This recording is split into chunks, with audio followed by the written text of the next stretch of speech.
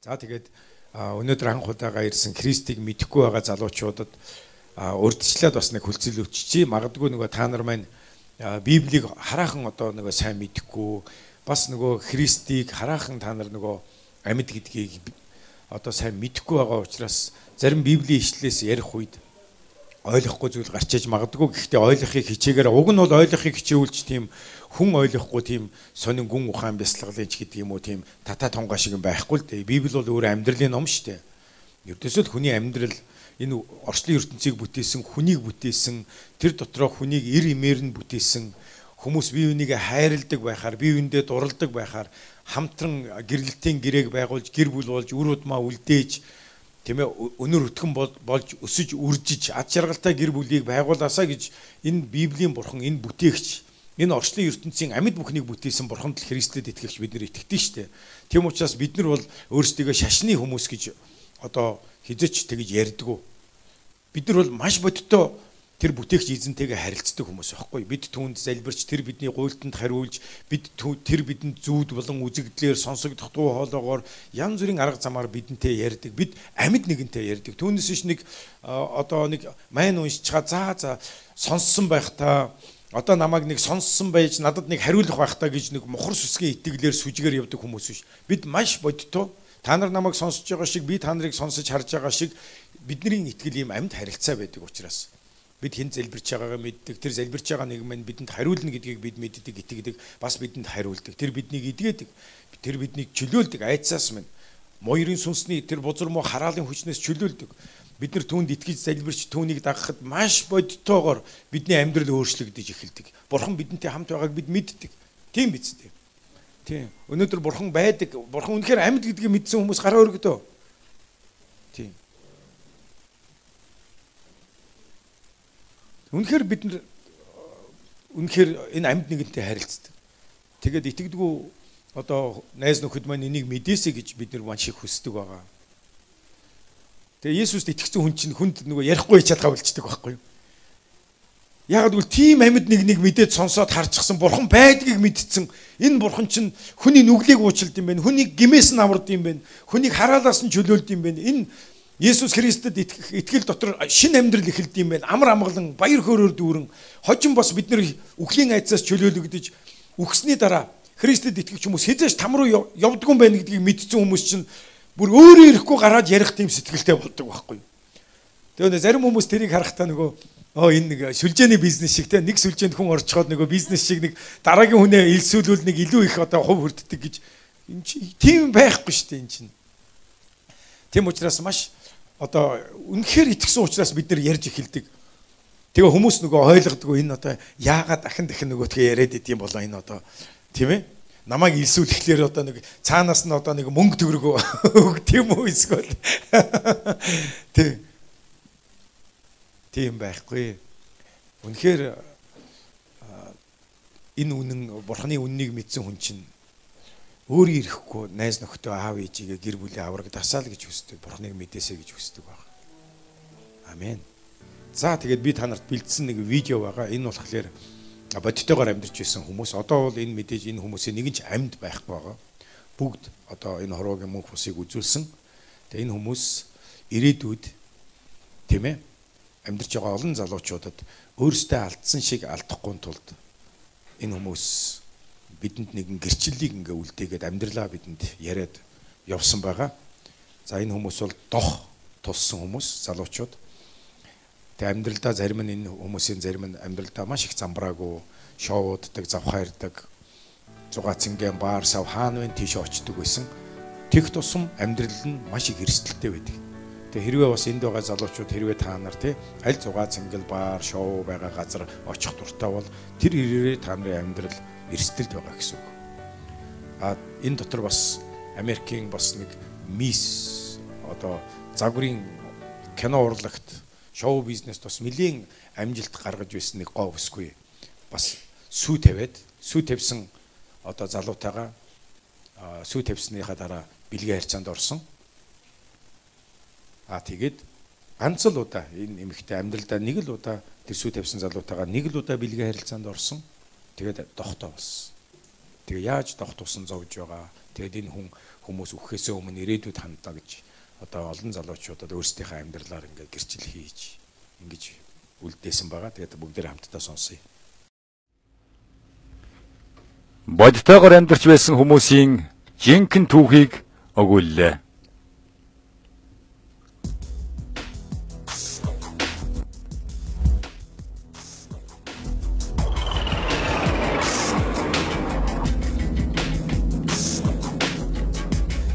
Намайг Олажина гэдэг. Би 25 настай байхдаа халдвар авсан. Намайг Жон гэдэг. Би 24 настай байхдаа халдвар авсан. Намайг Натали гэдэг. Би 18 настай байхдаа халдвар авсан. Намайг Лоренс гэдэг. Доохын вирусээр өвчлөлтөд би 29 настай байсан. Миний нэрийг Саманта гэдэг. Би эхээс төрөлтөд халдвар авсан байсан. Сонголт. Миний үеийг 6 сарын өмнө доохоор өвчлөлтөд нас орсон. Миний найз доохоор өвчлсөн. Тэр өдрөөс өдөрт энэ өвчнөд баригдан зовж амьдардаг. Доохтой байна гэдэг аимшигтай. Хүн ганцхан удаагийн бэлгийн харьцаагаар бүх амьдралаа бүсн явж болно. Би Холливуудад 3 жил амьдрахдаа 25 шоу, 5 уран сайхны кино, 100 орчим хөгжмийн видео бичлэгт тоглож орлоо. Би нэр алдрыг хүсэж байсан. Би хэн нэгэн хүнтэй байхыг хүссэн. Би найзтай болмоор байсан. Эрэгтэй найзтай болохыг хүссэн. Би хүнтэй гэрлээд 2 хүүхэдтэй, 1 хүү, 1 охинтой болохыг хүсэж байсан. Тэгж л бодож байсан да. Би хүний хайрыг хүсэж байсан. Би маш их хийж бүтээхийг хүсэж байсан. Надад маш их зориг байсан. Би хүнтэй үерхэж нөхөрлөхийг хүсэж байсан. Уг нь би гоо бүсгүй байсан л да. Энэ бол дээр үед болсон зүйлээ. Тэр уралдааны машины жолооч байсан. Хүнтэй суугаас өмнө би хар тамхи мансууруулах үйлсийг тэмцэн зүйлсийг хэрэглэдэг байсан. Гэрсийнхээ дараа ч энийг орхиогүй. Анх би хаана ижил хөөстөнтэйгээ явуулах гэсэн үгсийг сонссноо санахгүй. Гэхдээ би өөрийгөө бас л тийм гомо юм болов уу гэж бодож эхэлсэн. Би ер нь буруу юм хийдгүү сайн охин байсан л да. Ижил хөөстнүүдтэйгээ явуулдаг залуутай танилцаад гэрт найрсан. Тэгж л энэ зам руу орсон доо.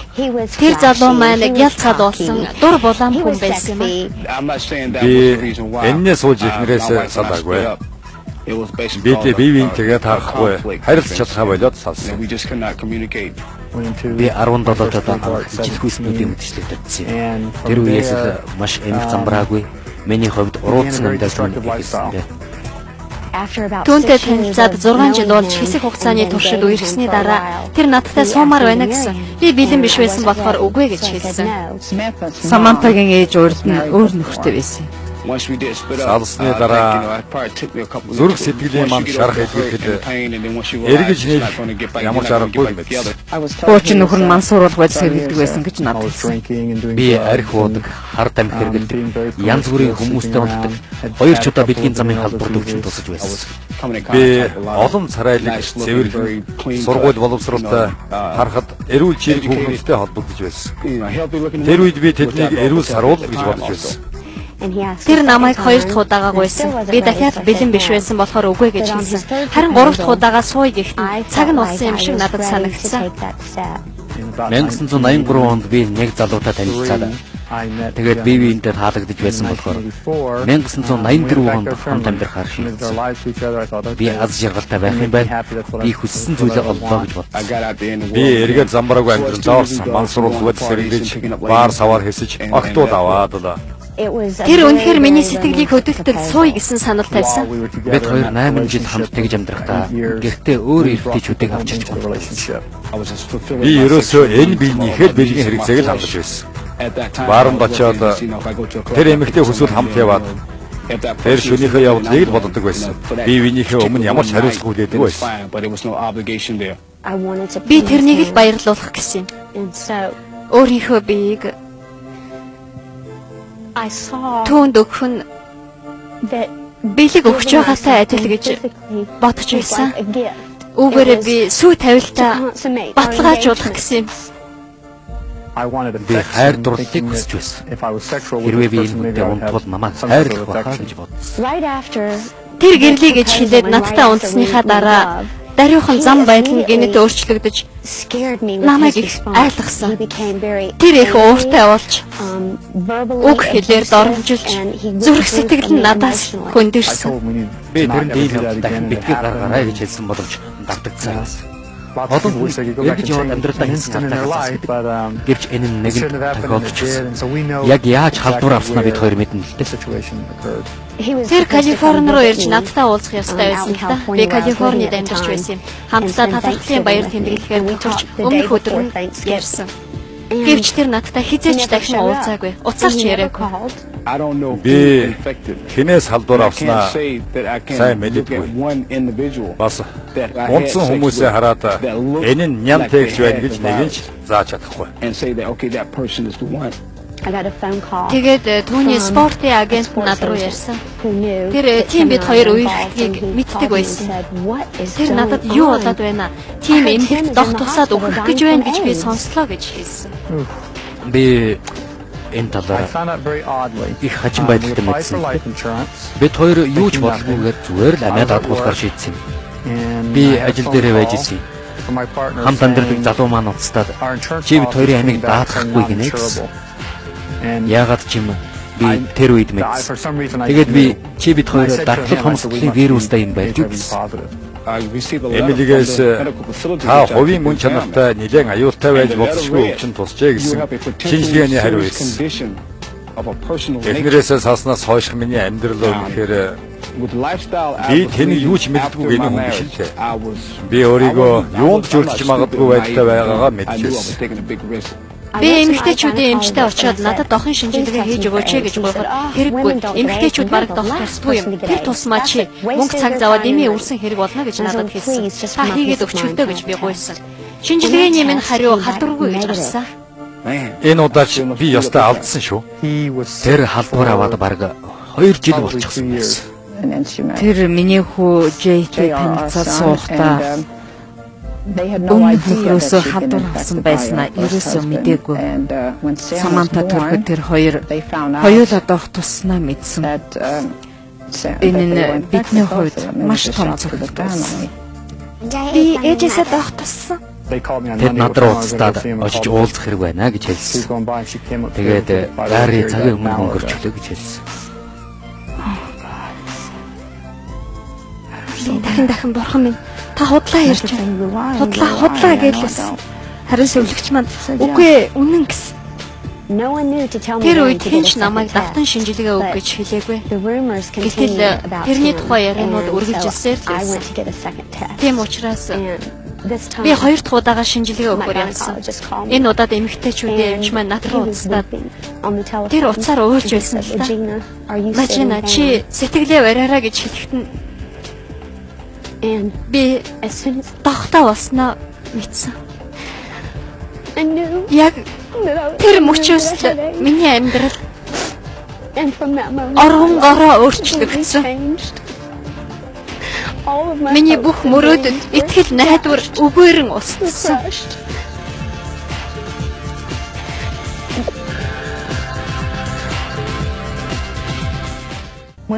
Эхний 1-2 сард маш хэцүү байх үед хүмүүс зүхтаад сэтгэл санааны хувьд ч биеийн хувьд ч оюун бодлоо завгүй байлгаж ажил хичээл сургуулаар өөрийгөө дараад энэ талаар бодохгүй тул юу ч хамаагүй хийж тэгсээр байгаад эцэн эцэд үнийгөө болж бурхан минь би хийн гэснээ хийж чадах болов уу? Би сургуулаа төгсөж чадах болов уу? Хайрыг амсаж мэдэх болов уу гэж асуув. Надад би 30 хүртэл наслахгүй нэг шүү дээ гэж бодогдож байсан. Ээж минь намайг 3 настай байхад аав минь намайг 7 нас хүрэхэд нас орсон. Би их баялаар бохир заваа юм шиг өөрт санагдаж байсан. Би машин аваад явж ирсэн. Тэр үед би өөрийгөө цагтаа дэлбэрэх бөмбөг зүүчихсэн юм шиг бодож байсан. Тэр бөмбөг хэзээ дэлбэрэх болов. Надад их гонигтай байдаг. Заримдаа би зүгээр л уйлмаар байдаг. Би өөрөөсөө маш их хичиж байсан. Би өөрийгөө үзээ ядаж байсан. Би чигээ миний хамгийн дотны хүмүүсийн нэг гэж бодоод тэрэнд хэлсэн чинь би чамайг цаашаад хайрлахгүй. Чи яаж надад ийм юм хэлж чадваа? Чи миний ачиг ингэж хариулж байгаа мó гэсэн. Ээж минь үнэхээр гутарсан байх л та. Үнэхээр хэцүү байсан. Одоо ч гэсэн хэцүү байна. Уг нь үр хүүхэд нь эцгэхээ оршууд эсэргээр байдгүй шүү дээ. Заримдаа миний уур хүрдэг. Учир нь би бусад өвгөө чиг байхыг хүсдэг. Даанч чаддгүй. Надад амиа хорлё гэсэн аимшигт бодол дүүрэн байсан. Ийм өвчтэй ганцаараа байхлаар би хинч биш юм байна гэж бодогддог. Их олон зүйл санаа зовх хэрэгтэй болдог. Биеийн эрүүл мэндээс эхлээд л хүмүүстэй яаж харьцах вэ гэдэл зарим хүмүүс бүр тоож үзэхээ болдог. Хүмүүс Наталийг харддаг. Хүмүүс намайг харддаг юм шиг санагддаг. Бид өвчнийг л хардаг. Тэд намайг доох туссан охин, өвчнөдөө тэмцэж байгаа охин гэж нэрлэдэг. Харин би тэднийг намайг Наталийг хараасаа гэж хүсдэг. Үнэхээр хэцүү. Сэтгэл өвдмөр байдаг. Ганц өдөр хэцүү биш. Бүтэн сар хэцүү байдаг. Олон нийтийн хэвлэл мэдээллээр дохыг аргалж болох өвчөн гэж хэлэхэд миний уур хүрдэг. Уучлаарай. Зогсоо зайгүй гүйлгэх, живх хэрэглэх, байнга бөөлжих, гартаа дусал залгаатай бараг үхлүүд хэвтэж, тархич нь хавантай, ийм олон өвчнөтэй байхад чинь үнэхээр аргалж болно гэж юу? Тэгж хэлсэн хүмүүс дохыг мэдэхгүй байна. Би өдөрт 12 ширхэг юм уудаг. Би өдөрт 26 ширхэг юм уудаг. Өдөр болгон маань амьдралын төлөө тэмцэж байдаг. Эдгээр нь бүр намайг зовоочдгийг. Би энийг үзэн яддаг. Энэ бол протеаз ингибитор гэдэг юм. Би өдөрт энэ эмийг 8 ширхгийг уух ёстой. Хэрвээ би унтахаас өмнө Ативан эмээ уусан бол 2 цагийн дотор протеаз ингибиторыг ууж болохгүй. Протеаз ингибитор нь ходоодыг минь хямруулдаг тул би ходоодны хүчил багасгагч эм уудаг. Зөвхөн тэгжил байж ходоод маань уух бусад эмүүдийг маань шингээж чаддагин. Үнэн дээр энэ өвчний хоригдол байна гэдэг үнэхээр аимшигтай. Би хоол сайн боловсруулж чаддаггүй болохоор миний ходоодонд гуурс суулгасан. Арай болгон би тэр гуурсаар хоол тэжээлээ авдгийн. Протеаз ингибитор нь бие махбодод өөр олон таагүй хэцүү байдлыг бий болгодог. Энэ эмнээс болж миний зүрхний үйл ажиллагаа муудаж эхэлсэн. Мөн дотор эвгүүрэх, бөөлжих, зогсоо зайгүй гуйлгэх,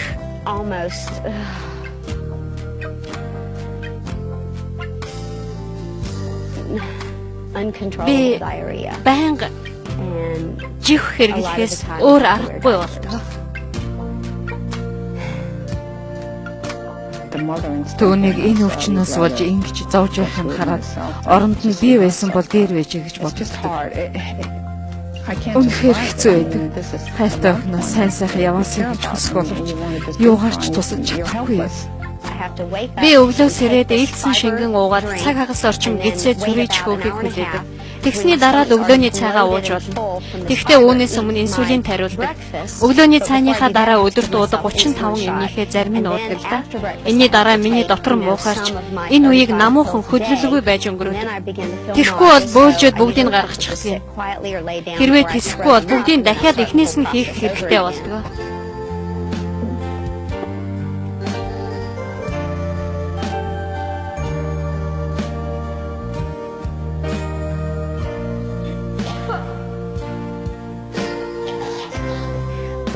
Гэвч энэ эмүүд нь хүн болгонд эмчлэх нөлөө үзүүлдэггүй.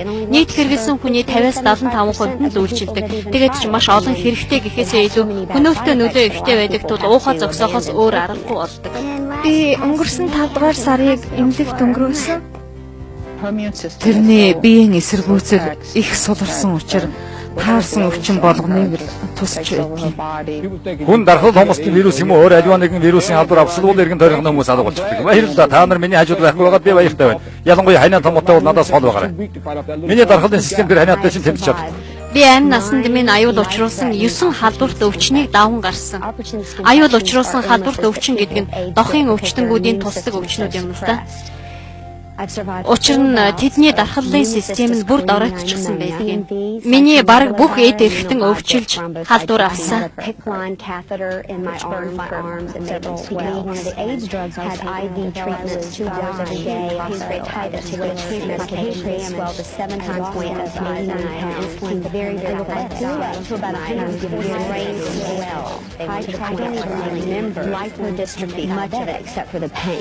Эцэст нь хэлэхэд надад үхэхээс өөр арга зам байхгүй.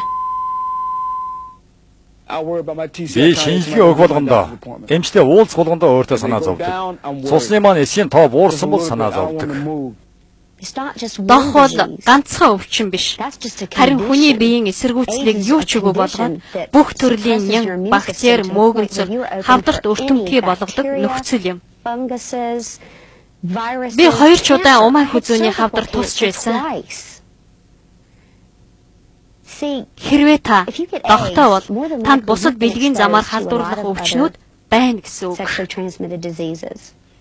Чи хэнийгэнтэй бэлгийн харилцаанд орох хүртэл тэр хүнийхээ унтсан бүх хүнтэй унтж байна гэсэн үг шүү. Хүмүүс олонтаа өөрсдөө дархлал хомсдлын вирусаас хамгаалчихлаа. Халдвар авахгүй гэж боддог.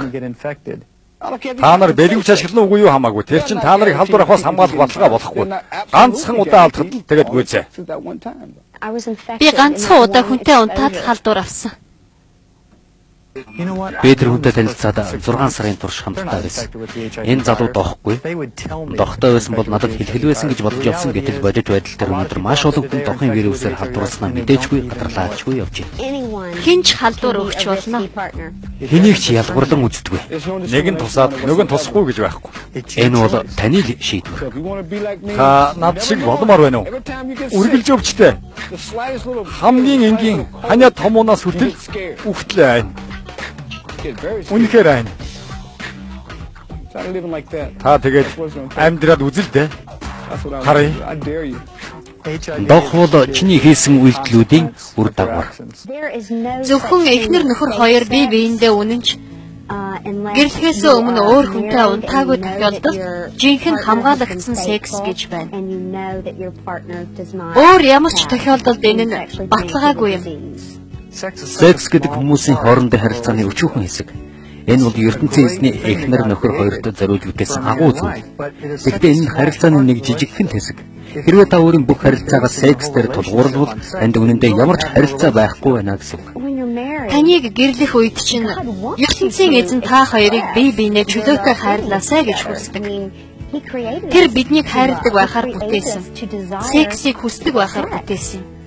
Гэхдээ энэ нандин зүйлийг эхнэр нөхрийн харилцаанд эддэг байхаар бүтээсэн. Зөвхөн гэр бүлийн харилцаанд энэ нь аюулгүй байна. Тийм ч учраас ертөнцийн эзэн Адам тэрнийг ганцаардуулахгүй тулд Еваг өгсөн. ертөнцийн эзэн сексийг зөв сайхнаар байлгахыг хүссэн. Гэрэлтлээ сексээс татгалзсан гэдэг бол хамгийн гайхамшигтай зүйл. Яагаад гэвэл би хүнтэй суулаа гэхэд миний нөхөр бид хоёр жинхэнэ нэгдэнэ. Энэ бол ертөнцийн эзний хүссэн жинхэнэ гэрлэлт болно. Надад хайраа илчиж байна гэдэл шууд секс шаардах хүн бол хэрэггүй. Үнэхээр л хайртай юм бол тэр хүн надтай гэрлэн мөн гэрлэлтлээ хүлээнэ. Орчуулсан бадамжуул, дуурулсан Цэмпэлмаа, оюун алтан баган Наранбаатар саруулжаяа Нарамсүр. Дууны найруулагч Батнарсан, кинон тохиолдуулсан Хонгорзуул. Игэл телевизэн дуулалтын студ 2001 он.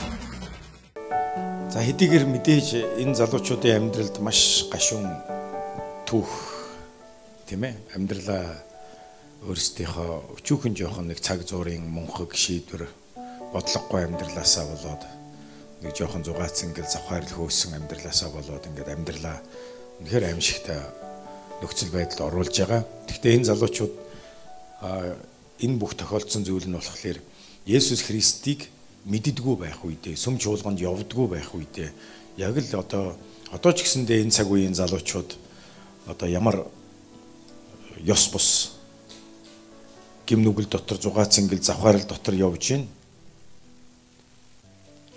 Яг л бас л адилхан өнөөгийн залуучууд ямар вэ? Тэгжил амьдарч байгаа тэгэл амьдралаа ингээд алдсан хүмүүс байгаа.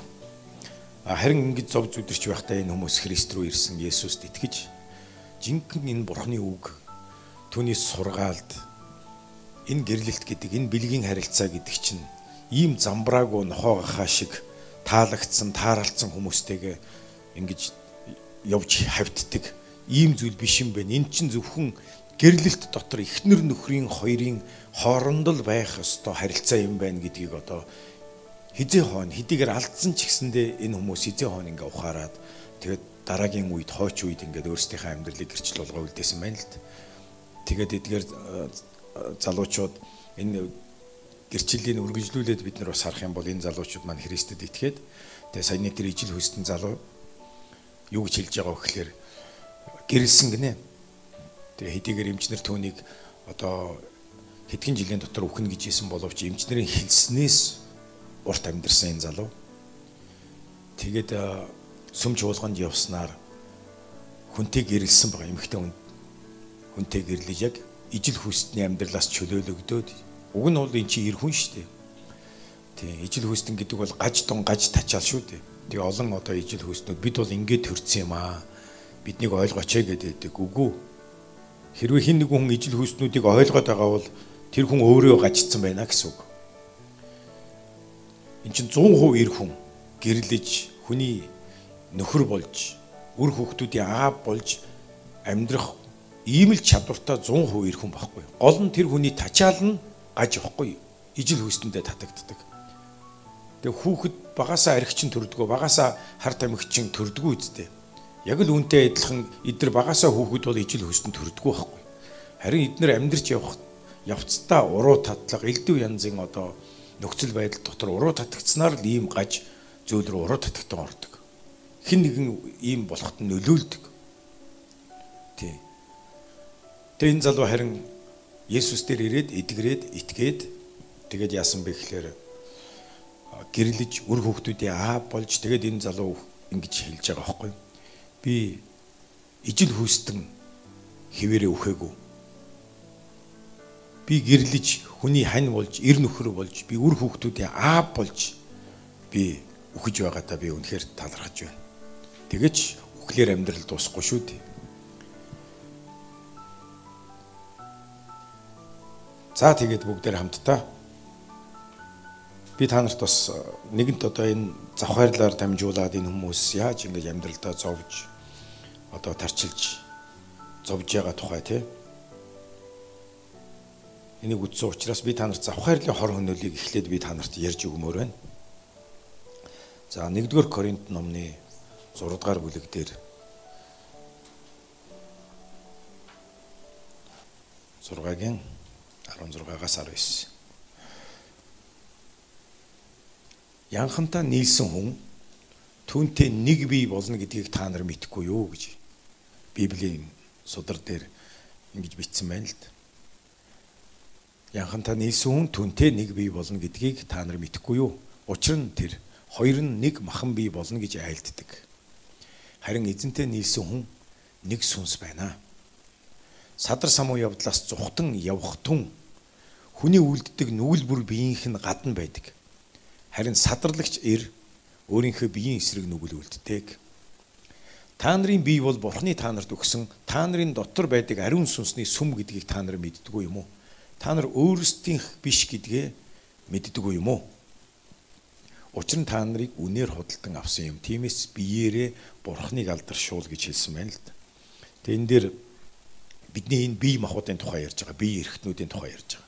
Тэгээ энэ бидний бие эрхтнүүдийг Библи хэлэхдээ Бурхан өөрөө анхны хүн Адамыг, өөрөөр хэлбэл бидний өвөг анх хүн гэдэг энэ үндэстэн хүмүүн төрлөختний үндэстэн бүрийн эхлэл болсон тэрхүү Адам бол еврей нэр байгаа.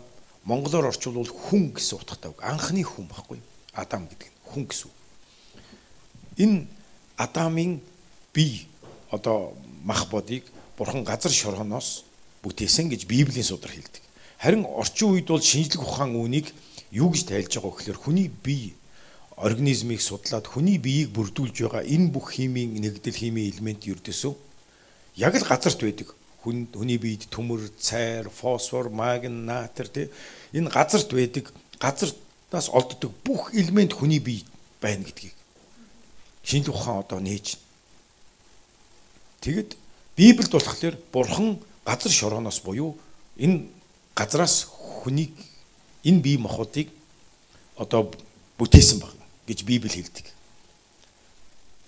Тэм учраас хүн газартай холбоотой байдаг. Шорооноос бий болсон газар шороондоо эргээгээд энэ бие махбод байна буцаагаад задраад шингэждэг. Тэгээ Бурхан энэ хүний бие махбодыг бүтээхдээ завхааралд биш, харин Бурханыг алдаршуулаасаа гэж бүтээсэн гэж Библи хэлдэг. Тэгэд энэ бие дотор Бурханы ариун сүнсний сүм гэдгийг та нар мэдэхгүй юу гэж хэлсэн баг. Энэ бие махбод. Тэгэхээр хүний энэ бие махбод дотор Бурханы сүнсээр төрсөн тэр ам байж байгаа, амийн сүнс. Тэгэхээр энэ бие махбод маань Бурханы та нарт өгсөн тэр ариун сүнсний сүм гэдгийг та нар мэдэхгүй юу гэж хэлсэн байдаг аахгүй Библи. За хэрвээ бид өөрсдийгөө харах юм бол хүн бол яг гурвын нэгдэл. Бие махбод байна, оюун санаа байна, сүнс байна. Хүн гурвал.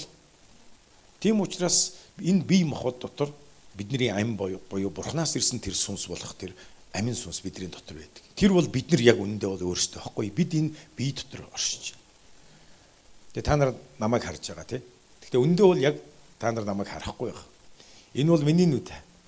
Энэ бол миний хамар, энэ бол миний ам. Энэ бол миний эргэтнүүд байхгүй. Би энэ чихээр сонсч. Энэ бол миний толгой. Энэ бол миний гар. Би өөрөө хаана байгаа? Би өөрөө энэ бие дотор байгаа тэр сүнс, тэр амьд бодгал бол би энэ бие дотор байгаа. Энэ бол энэ бие махбод бол бидний энэ дэлхий гэдэг энэ физик ертөнц энэ гариг дээр амьдрахад зориулсан өмсгөл байхгүй. Хожим бид бүх үхэх үед энэ бие махбодыг өмсгөл мэт, хуучирсан хувцас мэт тайлаад бид нэр хаанаас ирсэн, Бурханаас ирсэн, Бурхан руугаа явах бол. Тийм учраас Библи бидэнд хэлэхдээ хүн нүцгэн ирсэн, нүцгэн буцнаа гэж хэлдэг. Тэгээ Библи бидэнд та нарын бие, энэ хүний бие махбод бол завхаар л зориулагдаагүй юм а гэж хэлсэн байна. За саяны ишлэлийг дахиад 18 дугаар ишлэлийг гаргаад өгөөч. Садар самун явдлаас бүр зүхтаа гэж хэлсэн байна. Энэ бие эргэтэн чинь садар самун зориулагдаагүй юм а. Харин бүр үүнээс зүхтаах ёстой. Хүний үйлддэг нүгэл бүр биеийнх нь гадна байдаг гэж Библи хэлж байна. За тэгвэл энэ ямар учиртай юм? Хүний үйлддэг нүгэл бүр биеийнх нь гадна байдаг, харин садарлагч нь өөрийн биед нүгэл үйлддэг гинэ.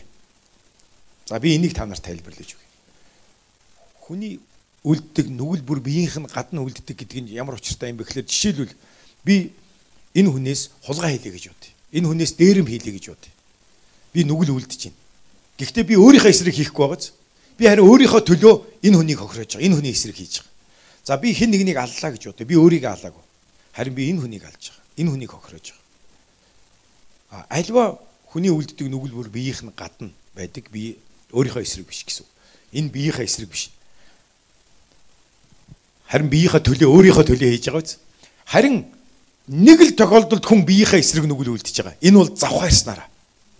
Харин садарлагч нь өөрийнхөө биеийн эсрэг нүгэл үлддэг гэж хэлж байгаа. Садарлагч хүн, завхаарж байгаа хүн биеийнхээ эсрэг. За тэгвэл сая бид нэр дохтой хүмүүсийг үзлээ. Тэд завхаарсан. Гэхдээ өөрсдөө аимшигтай үхлийн өвчөө авчирч байгаа. Энэ биеэ бузралчиж байгаа. Тэгээ сая энэ дохт уссан тэр хүн юу гэж хэлж байгаа гэхээр залуу минь тий. Чи хэн нэгэнтэй завхаарч байгаагаараа зөвхөн тэр хүнтэй чи завхаараагүй. Тэр хүний өөр хинтээ завхаарсан бүх хүнний түнтэн чи завхаарч байгаа гэсэн. Тэр бүх бузрыг нь чи биедээ наачж байгаа хгүй. Энэ бие сэтгэл сүнсэндээ наачж байна гэсэн үг. Завхаарл. Завхаарл хүн биеийнхээ эсрэг тэр нүгэл үлдэж байгаа. Өөрийнхөө биеийг бузралж байгаа гэсэн. Тэгээ бидрийг баг байхад, намайг залуу байхад бид нар бэлгийн замаар халддаг ердөөсөө нэг 2-3 л өвчин мэддэг байсан. Тэмбүү, заг хүйтэн, за тэгээд өөр юу гэдэг нэг 2-3 л өвчнийг бид нар багадаа мэддэг байлаа л бэлгийн замаар халдварладаг гэдэг. Гэтэл одоо 20 гаруй жилийн дараа шинжлэх ухаан улам одоо хүчрхэгжээд хөгжөөд ирсэн чинь энэ завхаарлаар чинь одоо дор хаяж 25 төрлийн өвчин тусдгийг нээсэн шүү дээ одоо. Нөгөө элэгний БЦ вирус, хүний папиллоны вирус гэж. Тэгээд дэлхий дээр та нар хамгийн их үхэлд хүмүүсийг үхэлд төрөгдөг бэлгийн замын өвчин ямар өвчин гэж та нар бодож байна? Дохоос илүү ихээр дэлхий дээр бэлгийн одоо завхаарснаар эмэгтэйчүүдийг алж байгаа өвчин байгаа. Энэ бол умаан хүзүүний хор тавдар. Умаан хүзүүний хор тавдраар дэлхий дээр дохоос илүү олон эмэгтэйчүүд үхэж байна. Хор тавдраар. За энэ умаан хүзүүний хорт хавдраар өвчлүүлдэг энэ эс, энэ вирус бэлгийн замаар халддаг. Хор тавдрыг үүсгэдэг.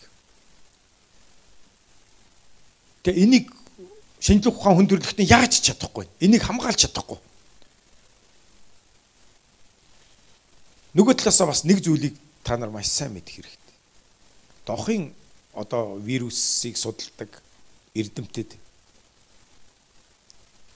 хизээч тэд бэлгэвч хэрэглэхгүй. Хэдийгээр бэлгэвч хэрэглээрэ гэж рекламддаг ч гэсэндээ тэд бол хизээч хэрэглэхгүй. Яагаад гэвэл тэд мэдж байгаа. Эр бэлгийн эснээс дохын вирус хэд дахин жижигхэн байдаг. Хэд дахин илүү жижиг. Бэлгэвч хүртэл 100% жирэмслээс хамгаалах чадвар одоо баталгаа өгдөг. 100% баталгаагүй. Тэгэхээр зарим бэлгийн эс нэвтрээд орчиж гэсэн үг бэлгэвчийг. Хэдийгээр хэрэгэлсэн ч. Гэтэл тэгвэл эр бэлгийн эснээс хэдэн 10 дахин илүү жижигхэн дохын вирус бэлгэвчний ханыг нэвтлэхэд бол асуудал байхгүй. Хүний папиллоны вирус асуудал байхгүй. Тийм учраас үнэхээр энэ хүмүүс хэлж байгаа те. Бэлгэвч та нарыг хамгаална гэж битгий гордоо гэж байгаа. Ганц алдахад дуусаа гэж байгаа. Тэгээ Библи өөрөө уг нь үнэхээр Библиэл дээр Бурхан аюулгүй сексийг маш тодорхой ингээд олон мянган жилийн туршид энэ Библийн үг оршсоор л байна. Айл хэдийн хэлчихсэн. Зөвхөн нэг л эхнэр, нэг л нөхөр байх ёстой. Харин гэрлэлтээс гадуурх, гэрлэлтийн өмнөх бэлгийн харилцаа бол бүгд завхаарл гэж хэлж байгаа. Энэ бол садарлал гэж хэлж байгаа. Та нар харж байна уу? Шинжлэх ухаан улам л хөгжөөд байгаа шүү дээ. Хүн улам л хөгжөөд байгаа. Энэ нийгэм улам л хөгжөөд байна. Тэгтэл хүн болохоор улам ялзраад байдаг. Хүний ёс суртахуун хүмүүс чанар. Уул нь бол одооноос 50 жил, 100 жилийн өмнө амьдарч байгаа хүмүүсийн дэргэд бол өнөөдөр энд сууж байгаа та бид наргүй шүү дээ. Тэр хүмүүсээс маш их өндөр боловсралтай хүмүүс байгаа. Ялангуяа монголчууд бас. Ер нь бол ихтэй сургууль бол Монгол дэлхийн жишгээс бол маш олон ихтэй сургууль байдаг гэж байгаа шүү дээ. Хүний мэдлэг энэ цагт улам л нэмэгдээд байгаа. Гэтэл ёс суртахуун нь 100 жилийн өмнө, одоогоос 50 жилийн өмнө, 30 жилийн өмнө амьдарч байсан хүмүүсээс одоогийн хүний мэс чанар ёс суртахуун болохоор маш их мэдлэгтэй мөртлөө. Тэр дээр үед амьдарч байсан хүмүүсийн дэргэд бол ердөөсөө асар их өндөр боловсралтай мөртлөө хүний мэс чанар ёс суртахуун болохоор бүр ёроол руу орсон. Бүр бузармуу болсон. Тэгэхээр хүний мэс чанар хэрэг мэддэг гэдгээс шалтгааллахгүй байгааз хэдгээр зуунд амьдарч байгаа гэдгээс хүний мэс чанар шалтгааллахгүй байна. Яагаад хүний мэс чанар ингэж унаад байгаа юм бэ? Хүн яагаад улам бүр ялзраад байгаа юм бэ гэвэл өнөөдөр та нар үнийг ухаараарай. Өнөөдөр хүн төрлөختний энэ нийгэм энэ цаг үе шүү дээ. Маш их садар самуун цаг үед бид нэр амьдарч байна. Завхаарл, газар авсан цаг үед бид нэр амьдарч байна. Өнөөдөр 20 жилийн өмнө бид нар залуу байх үед порно сайт гэж байгаачихгүй. Смарт утасч байгаагүй. Бид нар тэрийг мэдэхгүй өссөн залуучууд байхгүй. Бид нар тэрийг ердөөсөө сонсоочгүй. Гэтэл өнөөдөр 8 настай хүүхдүүд порно сайтад донтцсон хүүхэд. Та нар надад биш үү? Аав ээж нь өнгөрсөн жилийн намар 6 настай хүн порно сайтад донтоод тэгэд өс нь халтраад ингээд тэр хүүхэд бүх өс нь унаад халдсан болцсон. Бүр ингээд сэтгэл санааны хөвд хүртэл ингээ өөрчлөлтөнд орцсон, тэрүүндээ дондцсон хүүхэд яг энэ зааланд орж ирээ надаар залбируулж ирсэн. Сэтгцийн шар хадны эмнэлэг твтэх гээд. Бид нар бол бидний цаг үед бид нар энэ чинь ийм юм мэдэхгүйсэн байхгүй. Гэтэл өнөөдөр залуучууд та нар биш үү? Зүгээр л ухаалаг утаснасаа хаанч хизээч зүгээр хитгэн үйлдэл хийгээд тэр садар самуун зүйл рүү чөлөөтэй нэвтрэн орох ийм боломжтой үед амьдарч байна. Тэгээ нэг хүн судалгаа гаргасан байна л д. Энэ интернетэд тавигдсан порно сайтуудыг, энэ секс садар самууныг сурталчилсан одоо энэ бүх видеог нэг хүн бүгдийг үзэж дуусгахын тулд унтахгүй, хоол идэж цай уухгүй, 1 минут завсарлахгүй бүгдийг үзэж дуусгах гэвэл 3000 жил шаардлагдан гинэ. Тийм их садар зүйл энэ интернет ертөнцид, цахим ертөнцид дүүрэн байна. Та нар боддоо ямар амар үед та нар амьдарч байна залуучууд та нар. Өнөөдөр биднийг ингээ баг байхад 10 жилийн сургуульд үзлэг хийгээд октоудад бид нар чинь 10 дугаар ангид төгсдөг байсан. 18 настайдаа одоо 10 дугаар ангид төгсдөг байсан. Тэгэхэд тэр үеийн одоо 16 настай, 18, 7 настай, 18 настай хүүхдүүдийн дунд, октоудын дунд үзлэг хийхэд үзлэгт оруулдаг байсан л да. Тэгэхэд 1-2 л завхаарсан эмэгтэй онгон биш охин гардаг байсан 10 жилийн сургуульд. Гэтэл өнөөдөр 10, 11, 12 дугаар ангийн охтуудад үзлэг хийхэд баг онгон охин цөөхөн гарч байгааг сонсогч байгаа байхгүй. Тэгээ та нар боддоо. Энэ садар самун, энэ завхаарл газар авсан нийгэм цаг үед амьдарч байгаа өнөөдөр хүний мэс чанар ямар аимшигтай болж байна. Хүн гэдэг өөрөө улам бузар муу болоод. Шинжлэх ухаан хөгжөөд идэг, эм тариа, орчин үеийн ангаа ухаан хөгжөөд янз бүрийн эм тариа, вакцин гараад идэг тэгсэн мөртлөө өвчин тэр чинээгээр улам их өвчлөл бий болоод идэг. Өвчнгүй хүн гэж ер нь их ховор болж байна. Яагаад ингэж байгаа юм бэ? Яагаад гэвэл садар самун завхаарл газар авсан учраас завхаарл бол Библи хэлж байгаа. Биеийнхээ эсрэг нүгэл үлдэж байгаа юм а гэж. Энэ завхаарл хүний мэс чанарыг, хүний сэтгэл зүрхийг, хүний бодол санааг, хүний бие махбодыг хүртэл бузруулж элдв төрлийн өвчлөлийг бий болгож шүү дээ. Энэ хар хүний биеийн бараг 80 орчим хувь нь уснаас бүрддэг гинэ. За та нар энийг хүний бие гэж бодоорой. Хүн энэ дотор байгаа. Бидний хүн энэ бие дотор оршдог. Энэ бие цэвэр байх ёстой. Энэ бидний 80% нь ус гэж боддоо та нар. Шинжлэх ухаанд тайлцсан шүү дээ. Тэгээ энэ цэвэр байх ёстой, энэ ариун байх ёстой. Тэгэд эхнэр нөхөр хоёр хоёулаа цэвэр ариун байдлаар гэрэлтийн гэрээгээр гэрэлсний дараа нэгдэн нэгэн бие болж бэлгийн харилцаагаар нэг бие махбод болно гэж Библи хэлдэг. Хоёр нь нэг болно гэж хэлсэн байдаг. Энэ Библиэл дээр байна. Библи аль хэдийн бэлгийн харилцааны нэгэн онцгой нууцыг Библи өөрөө яагаад гэвэл Бурхан өөрөө хүнийг бүтээсэн учраас бэлгийн харилцаагаар эхнэр нөхөр хоёр жинкнээсээ нэгдэн нэгэн бие болно гэдгийг Бурхан өөрөө ингэж тогтоож өгсөн. Бэлгийн харилцааны энэ нууц бол агуу нууц, үнэхээр гайхалтай нууц. Хоёр нь нэг махбод болно гинэ. Эхнэр нөхөр хоёр бие биендээ хайрлаж дурлсан хоёр гэрэлтийн гэрээгээр бэлгийн харилцаанд орсон орон нэгдснээр нэгэн бие нэгэн гэр бүл болдог. Үүнийг монголчууд мэддэг байсан. Тийм учраас монголчууд эхнэр нөхөр хоёрыг нэг бие гэж хэлдэг. Цагаан сараар эхнэр нөхөр хоёр хизээч хоорондоо золгодог. Яагаад гэвэл нэг бие юу? Библиэлд угаасаа нэг бие гэсэн байна. Эрт үед бол үүнийг хүмүүс мэддэг байсан. За энэ усаар, энэ бохир усаар дамжуулан би юг бэлгэж байгаа гэхээр завхаарсан хүн. Энэ тэр хүн хичнээн хүнтэй бэлгийн харилцаанд орсон, хинтэй бэлгийн харилцаанд орсон гэдгээс болж тэр хүн ганц удаа одоо нэг хүн бэлгийн харилцаанд орсон байлаа гэж бодъё. Нэг хүн. Тэгсэн чинь бэлгийн харилцаанд орсон цаад хүн нь хичнээн их муухай бузар, завхай садар хүм, хичнээн хүнтэй завхаарсан байсан бол энэ хүн завхаарсан хэрээрээ бас хинтэй завхаарсан хэрээрээ хэрвээ тэр хүн янхантай завхааргч олон эмэгтэйтэй унтсан тийм хүнтэй унтсан бол энэ хүн тэр чинээгээрээ бузар болсон байна. Гэтэл энэ хүн болохоор амьдралдаа хинтэй ч унтаж үзээгүй нэг хүн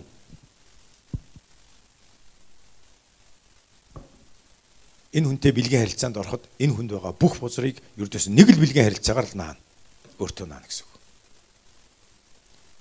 Тэгээ энэ бузар болчих. Өөрийгөө биеэ бузруулж байгаа. Биеийнхээ эсрэг нүгэл үлдээж байгаа. Тэгээ шинжлэх ухаан тайлсан завхаарлаар дамжуулж одоо 25 орчим төрлийн өвчнийг хүн биедээ авч байна. Энэ бол тайлцсан байгаа нь тэр шүү дээ. Илгэний ВЦ вирус болон бусад хүний папиллоны вирус, дохын вирус, заг тэмбүү, хүүтэн, бусад тэр янз бүрийн өвчнүүдийг та бидний мэдэхгүй 25 төрлийн бас тийм өвчнийг хүн биедээ авдаг болчих. Цаашаага нээвэл өөр хүн сэтгэл зүрхний сэтгцийн ямар өвчин авч байгааг мэдэхгүй. Гэтэ би та нарт би пастор хүн. Би 21 жил би пасторлж байна. 21 жил би пасторлаж байхдаа би маш олон гэр бүлүүдтэй уулзаж, зөвлөгөө өгч, амьдралын асуудалд нь одоо ойрхон оролцож би тэднийг эвлэрэхт нь, бие биенийг уучлахт нь за би зөвлөгөө өгч байсан. Над дээр маш олон хүмүүс ирж зөвлөгөө өгч байсны 3 тохиолдол байгаа. За би та нарт энийг хэлж өгье. Би өөрийнхөө ажил үйлчлэлээс онцлогоос шалтгаалаад надад нэг ийм 3 төрлийн хүнтэй ярилцах боломж олцсон нь сэтгцийн өөрчлөлтөнд орсон. Хүүхэд нь найз нь дагуулад ирсэн. 3 тохиолдол байна. Хүн ээж маань ингээд сэтгцийн өвчтэй болцсон. Зүв зүгээр байсан ээж маань. Тэгээд одоо ингээд Турк яваад ирсэн чинь сэтгцийн өвчтэй болоод төрөөд ирлээ ээж маань. Пастраа залбирч өгөөч гэсэн.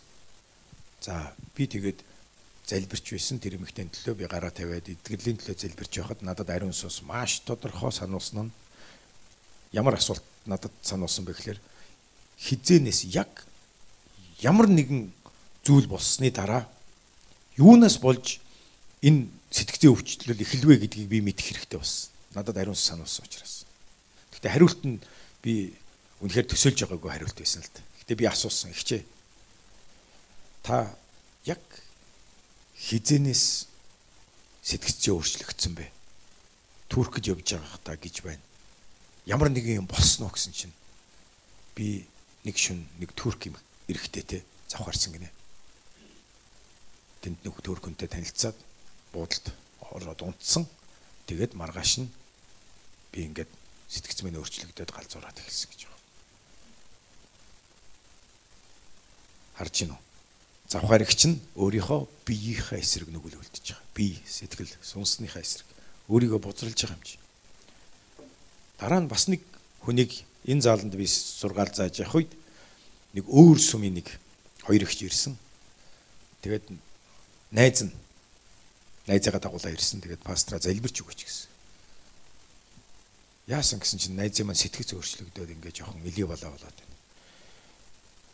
Тэгээ би найз нь байсан би асуусан. Та яагаад ийм юм болцсон бэ гэсэн. Мэдэхгүй байна гэж. Тэгээ би та завхаарсан уу гэсэн чинь одоо хүртэл нэг хүнтэй уг нь бол ганц бие тэгсэн мөртлөө одоо нэг хүнтэй хамтарч амьдарч байгаа гинэ. Хамтарч амьдраад би энэ 2 жил орчим болж байна. Ёс бос. Гэрлээгүй. Зүгээр л нэг хүнтэй хамт амьдарч байгаа. Тэгээд энэ хүнтэй хамт байснаас хойш ер нь тэгэл сэтгц минь өөрчлөгдөв эхэлсэн дээ гэж. 3 дахь тохиолдол байсан. Тэгээ би эндээс бас юу ойлгож байгаа вэ гэхээр үнэхээр Библи үнэн юм байна.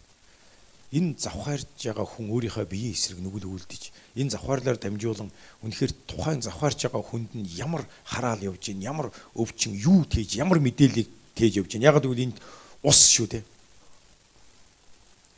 Хүний биеийн 80% нь ус. Тэгээ бид нэр мэдэн штэ тий. Бид нэр флашыг мэднэ. Цоошин чи флаш авлаа гэж бодоо. Эсвэл цоошин компьютер ч юм уу, ноутбук ч юм уу. Тэгээд тэрнээсээ нэг өөр нэг компьютер, ноутбукт холбоо тэнд байгаа ямар нэгэн програм мэдээл хуулж авах гэхэд хэрвээ таны холбогдсон тэр компьютер вирустэй бол тэгээд уусаа. Тэр компьютерт байгаа бүх вирусыг таавна гэсэн. Яг л үүнтэй адилхан. Завхаарл бол үнэхээр ийм л хортой аюултай, хор хөнөөлтөй зүйл юм.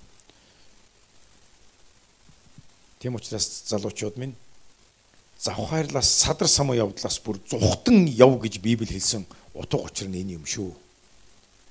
За тэгвэл би та нарт хэлье. Одоо би яах вэ?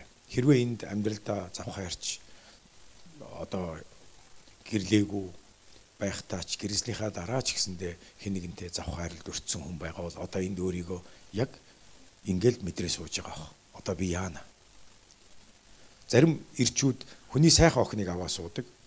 Эмэгтэй нь онгон ариунаараа ирдэг.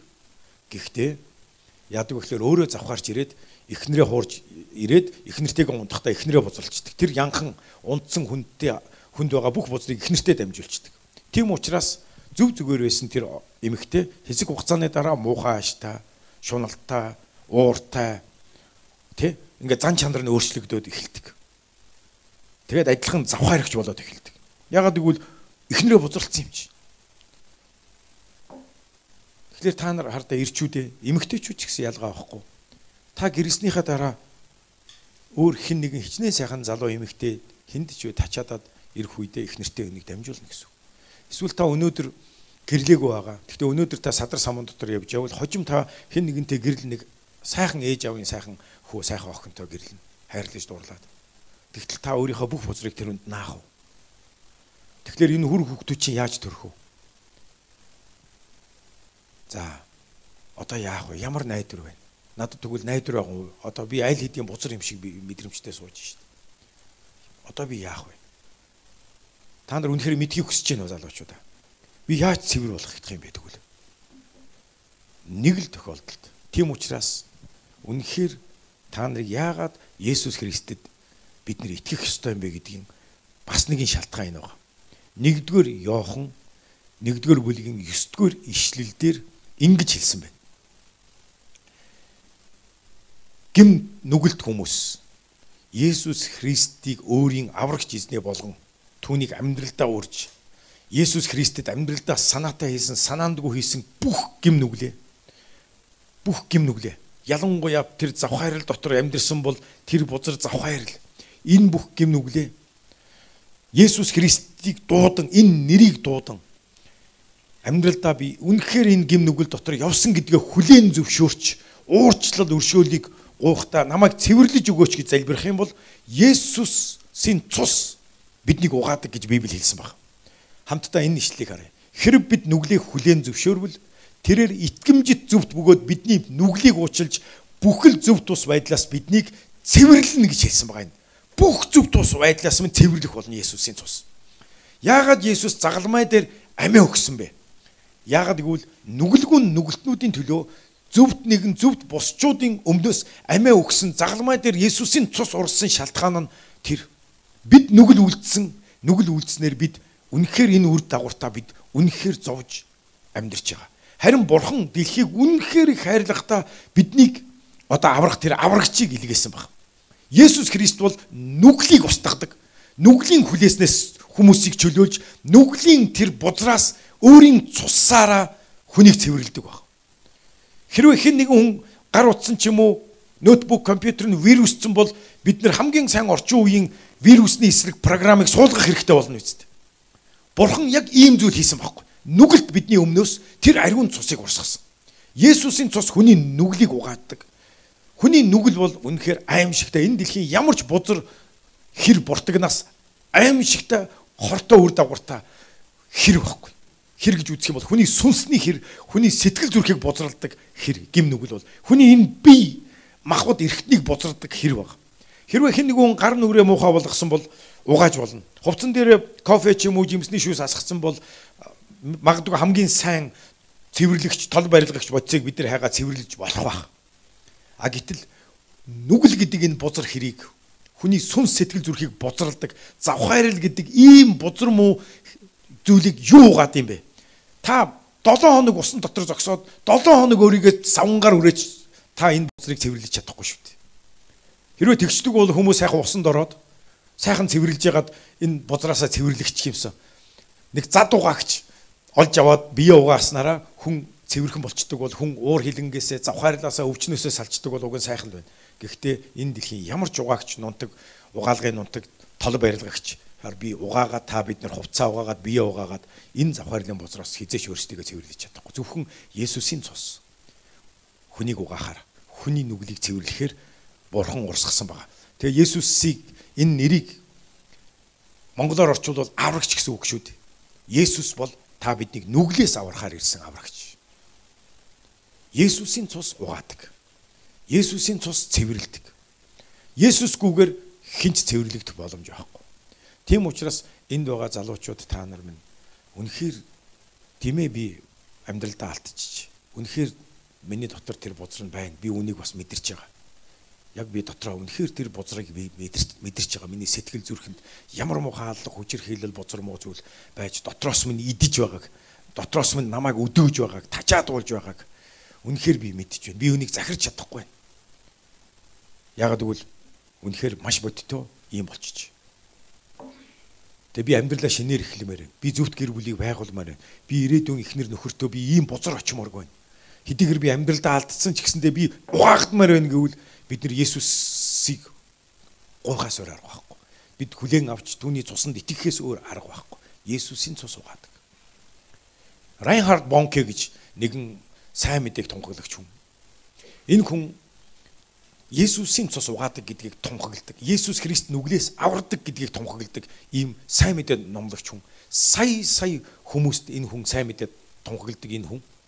Тэгээ энэ хүний нэг удаа одоо сайн мэдээ тунхаглах үед нь штэ. Саяас дээш хүн цуглардаг.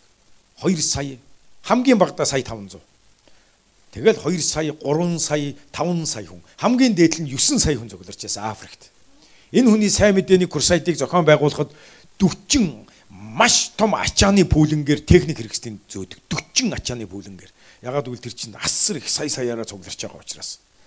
Тэгээ энэ хүн тэр хүмүүст итгэл найдрыг өгдөг. Есүс Христ чиний төлөө, чиний нүглийн төлөөсийг амиараа төлснөөр тэр чиний төлөө цусаа урсгаснаар чи түүний нэрэнд итгэснээр чи гим нүглээсээ чөлөөлөгдөж хараалаас өрөөл рүү, харанхуугаас гэрэл рүү, үхлээс амь руу явах боломжтой гэдгийг тунхагладаг. Тэгсэн чинь нэг атеист бурхангүй үзэлтэй нэг алдартай сэтгүүлч түүнийг студидээ ярилцлагандаа дуудсан байна л да. Райнхард Бонкег. Тэгэд ярилцлагандаа оруулсан. За тэгээд тэр атеист Христийг эсэргүүцэгч хүн болохоор Райнхард Бонкег жоохон доош нь хийж итгэлийнх нь эсрэг Христ итгэл бол хуурмаг зүйл юм а гэдгийг одоо үзэгчдэд харуулахын тулд мэтгэлцэж дуудсан байна л да. Өөрөө ч их чадвартай, хилэмгийн өндөр мэдлэг боловсралтай тийм мэтгэлцэгч нэг юм байсан. Студ ярилцлага болсон камерын өмнө. За тэгээд тэр залуу бэлдсэн асуултаа асуусан. Юу гэж асуусан бэ гэхээр та Есүсийн цус угаадаг гэж ярьдаг. За тэгвэл 2000 жилийн өмнө Есүс загалмай дээр цовдлогдсон цусаа урсгасан. Тэгвэл 2000 жилийн дараа харалта хүн төрлөختөн нүгэлтэй хэвээрэл байна шүү дээ. Есүсийн цус угаахгүй шүү дээ гэж хэлсэн. Тэгээ Райнхард Бонке юу гэж хэлсэн бэ гэхээр савн олон мянган жилийн турш байсаар л байсан. Гэтэл өнөөдөр хүмүүс хэртэй амьдарсаар л байна гэж хэлсэн байна. Тэгээ Райнхард Бонке юу гэж хэлж байгаа вэ гэхээр хүмүүс савн зарж байгаа дэлгүүрт, савн зарж байгаа лангууны өмнө очисноор цэвэрхэн болохгүй. Тэр байтугай тэр савнг худалдаж аваад хармаандаа хийснээр тэр хүн цэвэрхэн болохгүй. Харин ямар тохиолдолд хүн цэвэрхэн болох юм? Усан дотор ороод тэр савнг задлаад бие үрснээр тэр савн хэрийг нь цэвэрлэнэ. Яг л үүнтэй адилхан. 2000 жилийн тэртээ Христ Есүс хүн төрлөختний төлөө ирсэн, амиа өгсөн. Гэтэл өнөөдөр хүмүүс түүн рүү ирэхгүй л байна. Түүнд залбирахгүй байна. Харин гим нүгэл рүүгээ л явж байна. Дуртай зүйлээ өөрсдөө хийгээд явж байна. Хэрвээ тэд үнэхээр Есүс Христ рүү ирж гимтэй гэдгээ ухаарна. Тийм ээ би гимтэй. Өөрөөр хэлбэл би үнэхээр хэрдчихлээ. Гим гэдэг бузар нүгэл намайг бузралчлаа. Надад цэвэрлэгээ хэрэгтэй байна. Би угаагдмаар байна гэдгээ хүлээн зөвшөөрөөд Христ рүү ирж залбирах юм бол түүний цус угаах болно гэж хэлсэн. Тэгээ Райнхард Бонке ярьцлага өгчөөд тараад такси барих гад гудамжинд явж байсан чинь араас нь нэг хүн амьсгаатсан. Гүцэн ирж байгаа. Эргээ харсан чинь нөгөө нэг атеист сэтгүүлч. Би гэмшмээр байна гэж хэлсэн байна. Гүйж ирээд. Би гэмшмээр байна. Би цэвэрлэгдмээр байна гэж. Хэрвээ та үнэхээр өөрийгөө тийм ээ. Би үнэхээр гэмтэй. Үнэхээр би дотроо энэ бузартсан мэт ийм зүйлийг би мэдэрч байна. Би хүлээн зөвшөөрч байна бас. Би цэвэрлэгдмээр байна гэвэл хизээч өнөөдөрч энэ мөчтөж Есүсийг хүлээж авч гимшин залбирах хангалттай. Боломж таны өмнө байна. 20,000 төгрөг. За Монгол одоо мөнгөнд дэвсгэртээ хамгийн том нь гэсэн үг шүү дээ. Хамгийн үнцэнтэй гэсэн үг тийм үү? За тэгвэл та нар ингээ заяа. Би өөр базаатай өөр. Ингээд. За одоо энэ хэдэн төгрөг үү? 20,000. За. Би бүр ингээд тоос шороотой утгаад ингээ муухай болгочих л да. За одоо энэ хэдэн өргөө? 20,000. Та нар биш дээ. Бүгдээрээ хүн Бурхнаар бүтээгдсэн. Та нар маш үнцэнтэй хүмүүс ахгүй. Хүн гэдэг бол маш үнцэнтэй, маш нандин. Хүн та нар энэ цаг үед амьдарч байгаа цор ганц бодгал хүмүүс. Энэ орчлон хорвоод чамаас өмнө чи гэж байгаагүй. Чиний дараач чи байхгүй. Хүн төрлөختөн бүтээгдэн үүсэн бий болсон цагаас хойш орчлон ертөнц төгсөх хүртэл хэдэн 100 хэдэн мянган жил өнгөрхийн мэдхгүй. Гэхдээ энэ хооронд төрсэн сая тэр бум төрөлт дотроос чи бол цор ганц бодгал авахгүй. Тийм учраас Бурханд чи маш нандин, маш үнцэнтэй байдаг. Чи хэнийг ч дөөрэх шаардлага байхгүй. Зөвхөн чи өөрөөрөө байхад л болоо. Тэгтэл олон хүмүүс тийм үү? Хэн нэгэн алдартай од, Майкл Джексон ч юм уу, октод өөр хэн байдیں۔ Нэг алдартай од шиг болох гэж мөрөөдөж төсөөлдөг. Гэхдээ тэр чинь цор ганц шүү дээ. Та хичнээн тэрийг дөөрэх гэж чи тийм болж чадахгүй. Харин чи яг өөрийнхоороо байх юм бол энэ маш нандин. Зөвхөн чи өөрийнхоороо байх. Заримдаа амьдрал биднийг дэвсэлдэг. Амьдрал та заримдаа дэвслэгдэх мэт хүмүүсээр орхигдож, доромжлуулж, үн цэнээ алдаж, тоос шороотой хутгах мэт заримдаа амьдрал бид ийм болдогч. Үн цэн цэнгүй гэсэн үг биш шүү дээ. Та үн цэнтэй хэвээрэл байгаа. Та бол тэр цор ганц. Тэр нандин. Та өөрийнхоороо бай. Бурхан үнийг л хүсдэг. Чи хэн нэгнтэй адилхан болохыг мөрөөдөж гинөө. Тэг Бурхан яадаг гэж. Бурхан яг чамайг мөрөөдөж идэг гэж байгаа ш. Зөвхөн чамайг л хүсэж идэг. Яг л чи түүн цор ганц байхгүй. Хэн нэгэн одоо урлагийн үнэт бүтээлийг за энийг устгаад хайчлаа гэхэд дахиад би хэн нэгнээр зурулж ш. Тэр зурсан хүн дээр аваачаа зурулж ш. Харин та унах юм бол, та сүрэх юм бол та дахиж энэ хорвоод байхгүй ш. Олдохгүй ш. Тийм учраас хүн болгон маш үнцэнтэй байхгүй.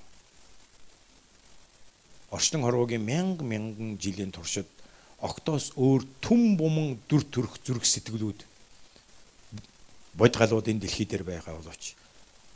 Ердөөсөө та бол давтагдчихгүй цор ганц тэр бүтээл. Цор ганц хувь хүн байхгүй.